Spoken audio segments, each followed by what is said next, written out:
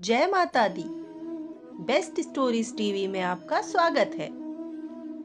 आज नवरात्रि का 6वां दिन है और आज के दिन माता कात्यायनी की उपासना की जाती है। नमस्कार दोस्तों, मेरा नाम सुनीता गिरी है और मैं आपको माँ कात्यायनी की कथा सुनाने जा रही हूँ। लेकिन उससे पहले अगर आप हमारे चैनल पर नए हैं और पहली बार आए हैं तो हमारे चैनल को सब्सक्राइब जरूर कर लें, ताकि जब भी कोई नई वीडियो आए तो उसका नोटिफिकेशन आपको मिलता रहे। दोस्तों, हम आपको नवरात्रि के 9 दिनों की माता की कथा सुना रहे हैं। इससे पहले की 5 दिनों की माता की कथा हम आपको सुना चुके हैं। जिन लोगों ने भी अभी तक ये कथाएं नहीं सुनी है और सुनना चाहते हैं तो वीडियो का लिंक डिस्क्रिप्शन बॉक्स में दे दिया गया है, आप वहां से कथा सुन सकते हैं। तो चलिए शुरू करते हैं। हम नवरात्रि के 6वें दिन माँ कात्यायनी की कथा सुनेंगे। नवरात्रि के 6वें दिन माँ कात्यायनी की पूजा अर्चना की जाती है। माँ कात्यायनी 9 दुर्गा के 9 रूपों में 6वें रूप है। नवरात्रि का 6वां दिन माँ दुर्गा की 6वीं शक्ति माँ कात्यायनी को समर्पित है। कात्यायनी अमरकोश में माँ पार्वती के लिए दूसरा नाम है। उमा, गौरी, काली, हेमवती और ईश्वरी इन्हीं के अन्य नाम हैं। शक्तिवाद में माँ कात्यायनी शक्ति या दुर्गा, जिसमें भद्रकाली और चंडिका भी शामिल है, कहा गया है। यजुर्वेद की तैत्तिरीय अरण्यक में सर्वप्रथम इसका उल्लेख किया गया है। स्कंद पुराण में उल्लेख है कि वे परमेश्वर के नैसर्गिक क्रोध से उत्पन्न हुई थी, जिन्होंने देवी पार्वती द्वारा दी गई सिंह पर आरूढ़ होकर महिषासुर का वध किया था। वे शक्ति की आदि रूपा है। काव्य गोत्र में विश्व प्रसिद्ध महर्षि कात्यायन ने भगवती परम्बा की उपासना की थी।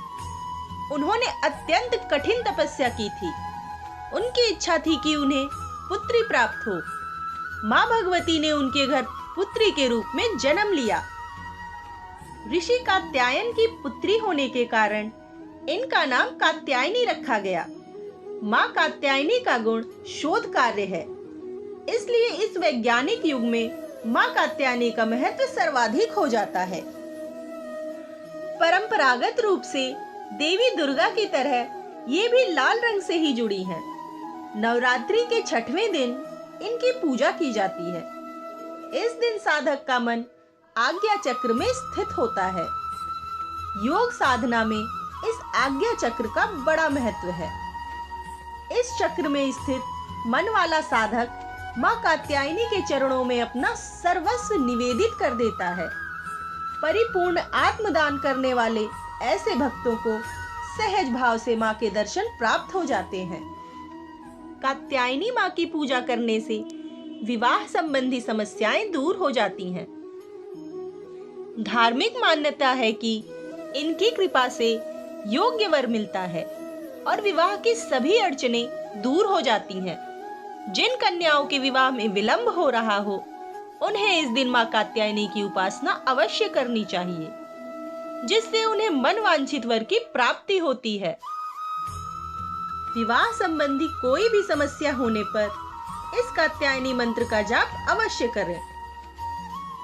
ओम कात्यायनी महामाये महायोगिन्यधीश्वरी नंद गोप सुतम देवी पति में कुरुते नमः।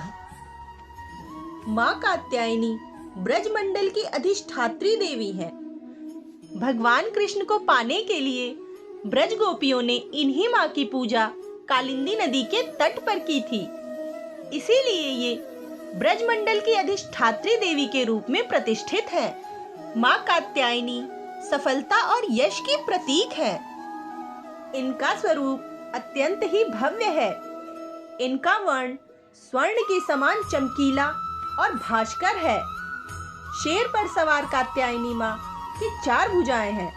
इनके बाएं हाथ में कमल और तलवार तथा दाएं हाथ में स्वास्तिक और आशीर्वाद की मुद्रा अंकित है। माँ कात्यायनी की पूजा अमोघ फलदायिनी है। मान्यता है कि देवी कात्यायनी जिस पर प्रसन्न हो जाए उसे अर्थ, धर्म, काम और मोक्ष की प्राप्ति होती है। देवी भगवत पुराण के अनुसार देवी के इस स्वरूप की पूजा करने से शरीर कांतिमय हो जाता है। इनकी आराधना से गृहस्थ जीवन सुखमय रहता है और साधक के रोग, शोक, संताप और भय आदि सर्वथा के लिए नष्ट हो जाते हैं। शत्रुओं पर विजय प्राप्ति के लिए भी मां कात्यायनी की पूजा की जाती है। आज के दिन देवी कात्यायनी की पूजा के साथ साथ भगवान शिव जी की भी पूजा करनी चाहिए। मां कात्यायनी को शहद बहुत ही प्रिय है, इसलिए पूजा के समय मां कात्यायनी को शहद का भोग अवश्य लगाना चाहिए। मां कात्यायनी को प्रसन्न करने के लिए इस मंत्र का जाप कर सकते हैं। या देवी सर्वभूतेषु मां कात्यायनी रूपेण संस्थिता, नमस्तस्यै नमस्तस्यै नमस्तस्यै नमो नमः।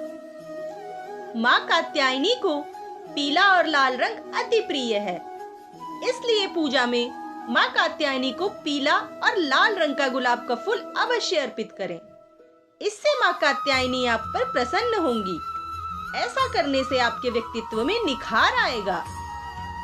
मां को जो सच्चे मन से याद करता है उसके सभी कष्ट मिट जाते हैं।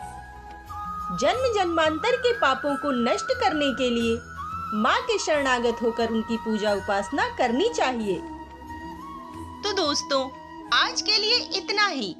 नवरात्रि में देवी के 9 रूपों की कथा हम आपको सुनाते रहेंगे।